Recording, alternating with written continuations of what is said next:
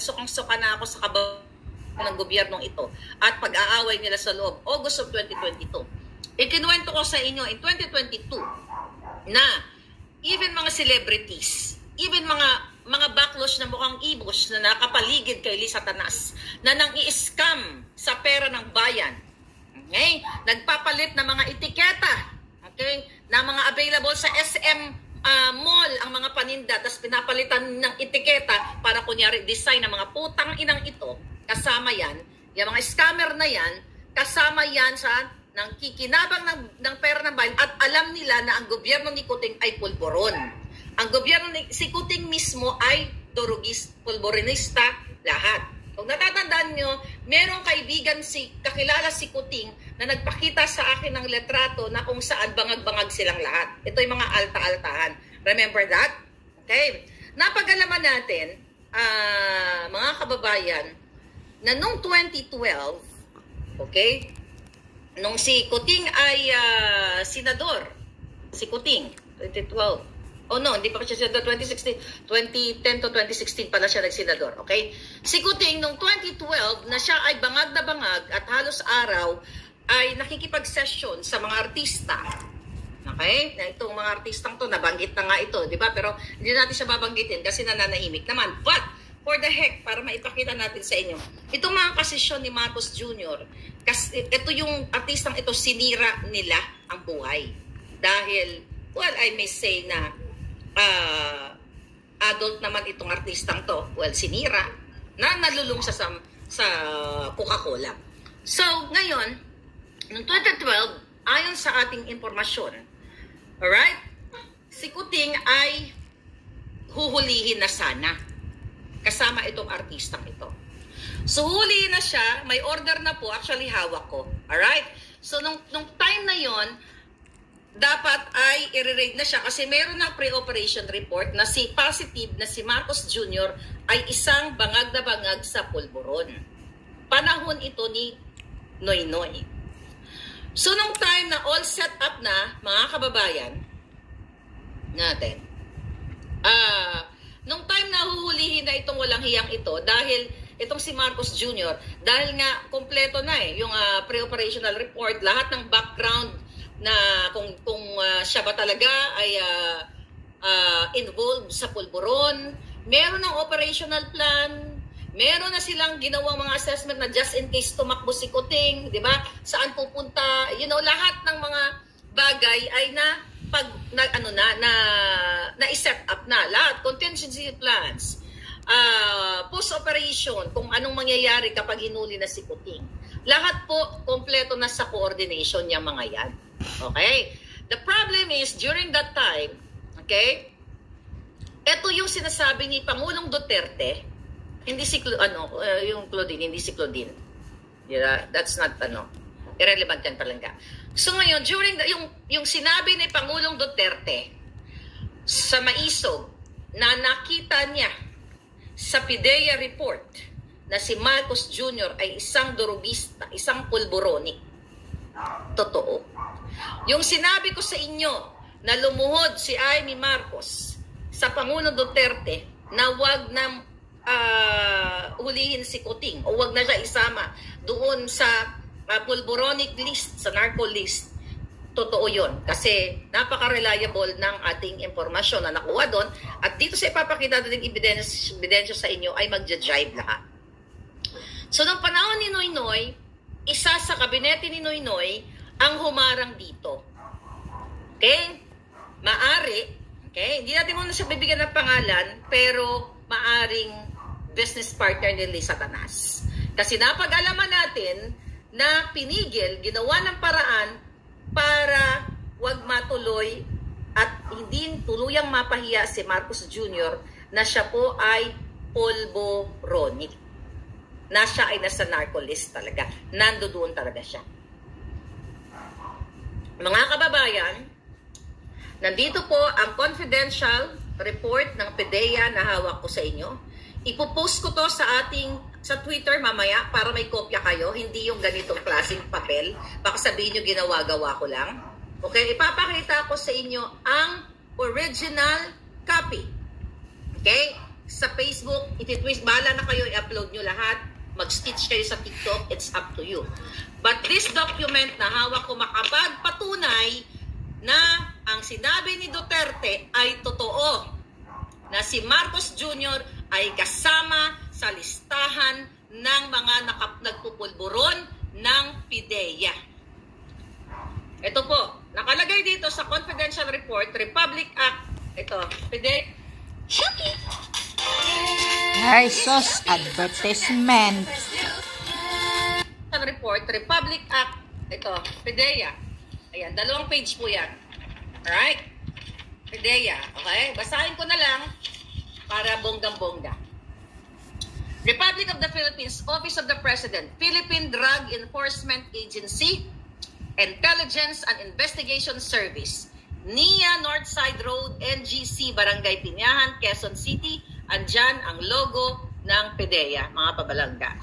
So ito ay, sa the last minute, may kumausap sa akin na, Mahalika, wag mong ipakita ito, hindi yung nagbigay sa atin, wag mo ipakita sana ang ebidensya from the PIDEA kasi lalo kanilang tatargetin at papatahin ka, hindi ka sisintahin ng mga ito.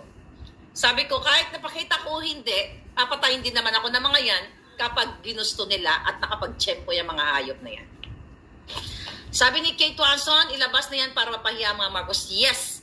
Pupost ko to later after ng vlog natin. Okay? Ito, ulitin natin. Confidential. Republic of the Philippines Office of the President. Okay? Ito'y alam ni Noynoy nung time na siya ang presidente. Right? Hindi ko alam bakit hindi nila inisplok to at ginamit nila nung 2016 election ng presidente at even ng 2022. Kasi nga, alam niyo na kung bakit hindi ginamit. Kasi pala, pare-pareho silang dilawan pulawan. Pre-operational report, control number, okay, blank. Dated March 11, 2012 pa lang, dapat ay nakalaboso na si Marcos Jr. 2012, that's the date. Okay, yan. Okay. Ngayon, number 1, Unit Office Intelligence and Investigation Service. Name of the target. No alias. First na nakapangalan na binura ko na hindi na natin siya isasama, pero ano natin, upload natin to mamaya. Blank, artista, and Bongbong Marcos Jr. Bongbong Marcos and Bonget and some unidentified male and female cohorts. Ito po ay order para i-arestuhin sila dun sa kanilang rumbuhan kung saan sila ay nagpupulburon. Okay?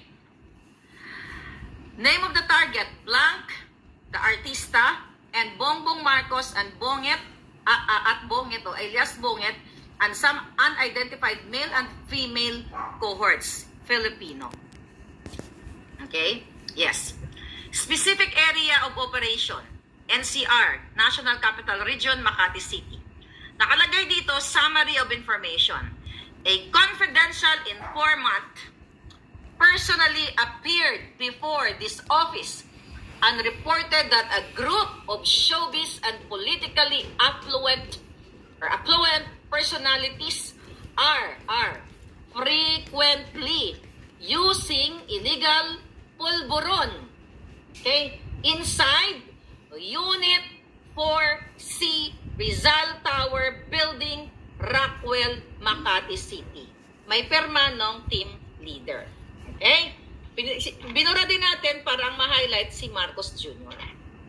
Then mga palangga, first time here in my channel na walang naglakas ng loob na ilabas ito na si Marcos Jr. ay talagang pulboronic noon hanggang ngayon.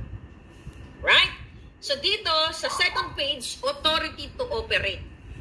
This is from the Office of the President from Noynoy Aquino. Pero I doubt it, baka hindi ito nakita ni Noynoy pala. Baka baka hindi nga nakita ni Noynoy ito, but dahil yung kaniyang mga kabinete ay hinarang. Cabinet niya, isa sa cabinet niya, ayon sa ating source, ang humarang nito para hindi ma-raid o mahuli si Marcos Jr. Itong time na to, ayon sa ating informante, langung-langu at halos every every night ay nagsisesyon sila dito sa Rockwell na ito. Okay? Authority to operate, control number, date, okay, March 11, 2012. Okay? Number 1, Unit Office, Intelligence and Investigation Service.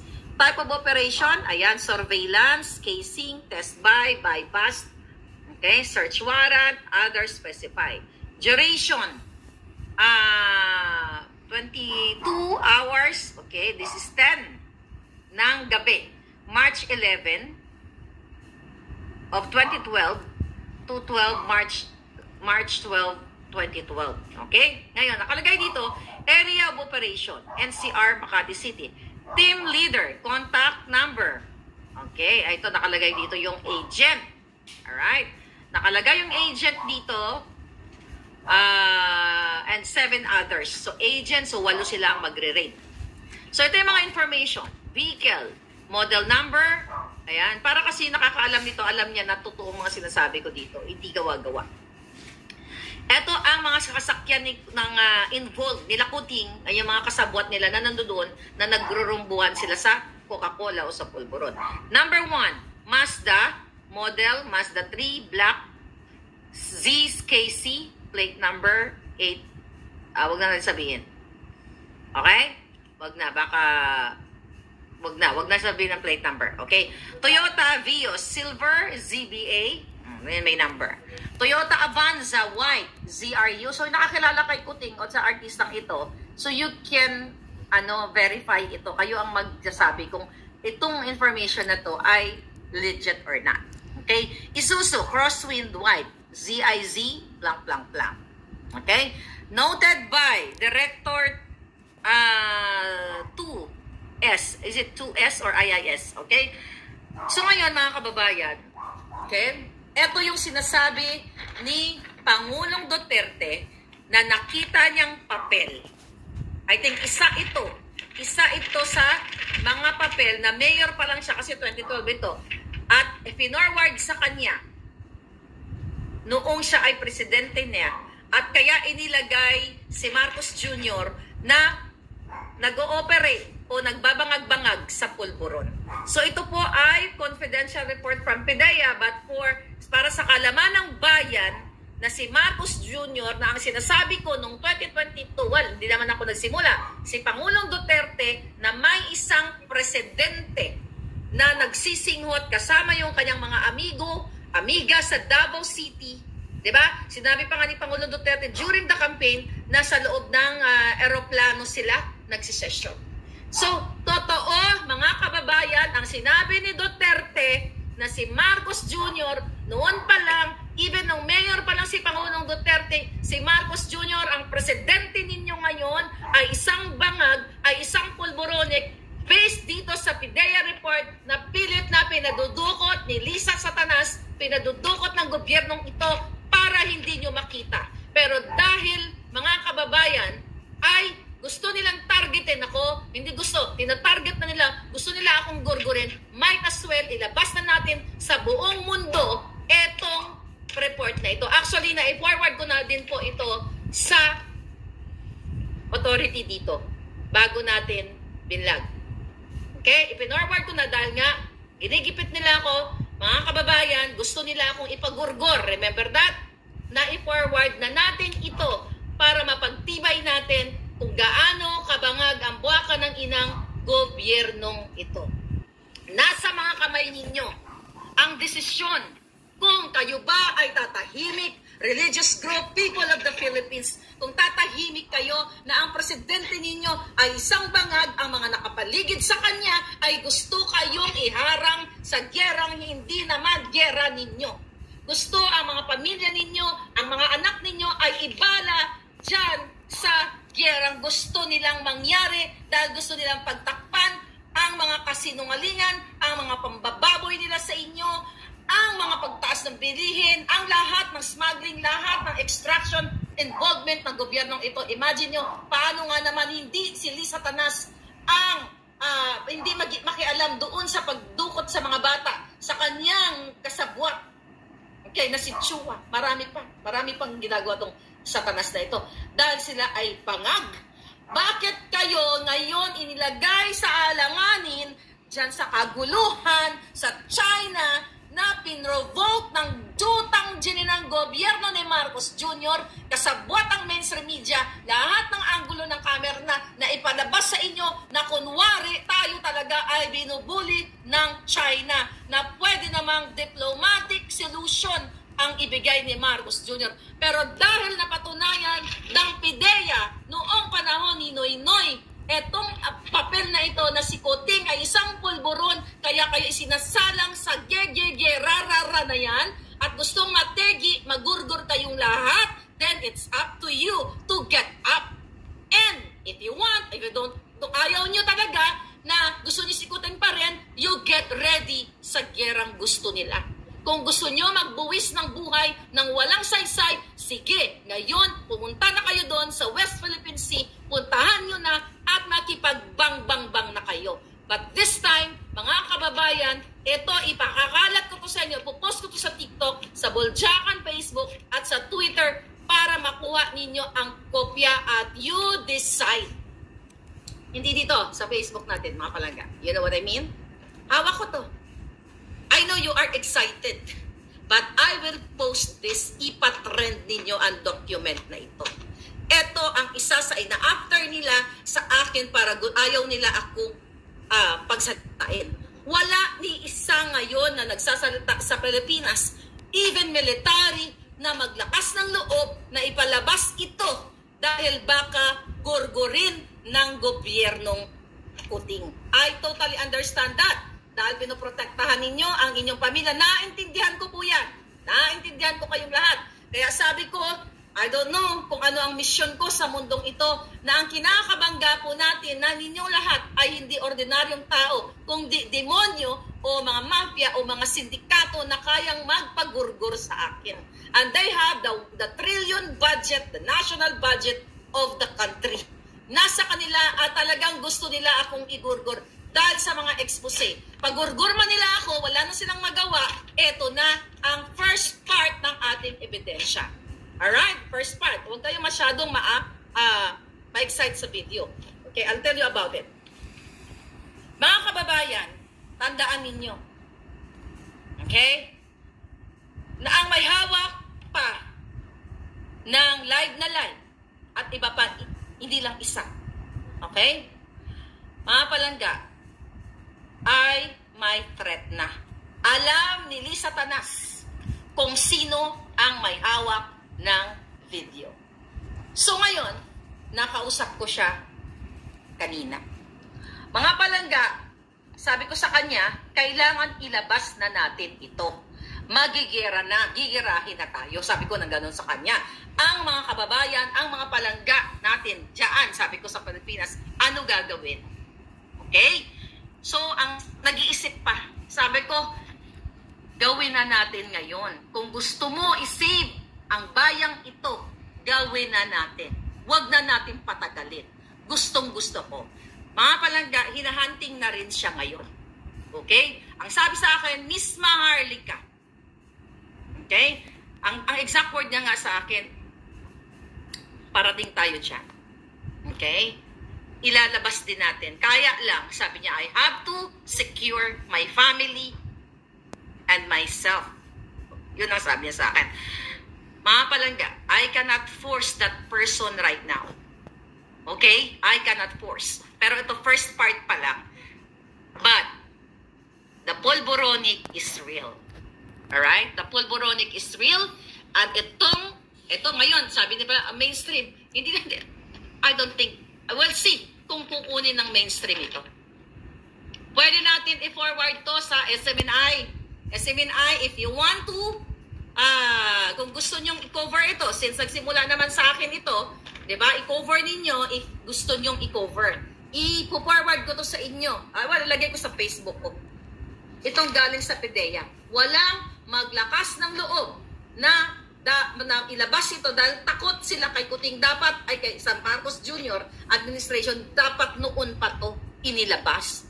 Pero bakit ni isa? Sa kabila ng mga bakbaka noong 2016 sa election, then 2022, wala kayong Wala kayong, hindi ito lumabas. Why? Kasi nung panahon ni Noynoy ay mga kasabwat din ni Lisa Tanas ang ibang cabinet secretaries ni Noynoy. Kaya I think hindi ito alam ni Noynoy.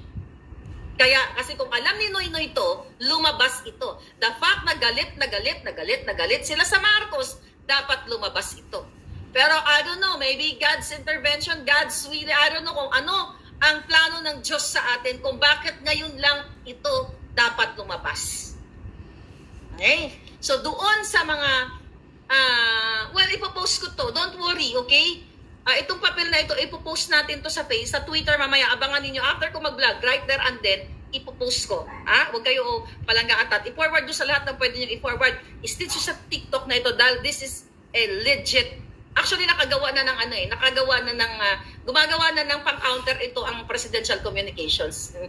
Diba? Nakarating din sa atin, galing din sa loob. Gumagawa na sila ng counter dito sa inilabas natin. So, magpapakalat na sila, magdi-disseminate sila ng information sa kanilang mga dugyots at even mainstream media na sasabihin nila, i-discredit nila si Maharlika. At ito sasabihin nila fake, ito gawa-gawa. Then, hindi po ako ang magdedesisyon. I will give it to you. Ibibigay ko sa inyo ang informasyon at ito ay permado ng team leader ng PDEA. Pero, ano lang natin to, slash lang natin ito, pati yung artista, kasi nananahimik naman na yung artista, nasira na yung kanilang buhay. Nakablock ko itong video, putol-putol, ano?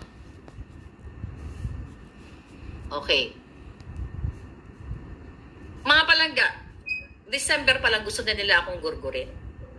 Nakalagay din yan sa aking affidavit, mga palangga. Diba? Gusto nila akong gurgurin. At ang nag-volunteer ng pagkitil sa Juhay ko ay si Mel Robles. Nakalagay din lahat yan sa affidavit ko. Nakalagay yan sa FBI. So kung ano mangyari sa akin, you know that already. Alam na ng gobyerno ng Amerika na ang magpapapachig sa akin, si Lisa Sikuting. Mga kababayan, I have, eto, para malaman nila, para malaman ng tangin ng gobyerno ito. Ikaw, Lisa Satanas. Okay? Ito. Meron akong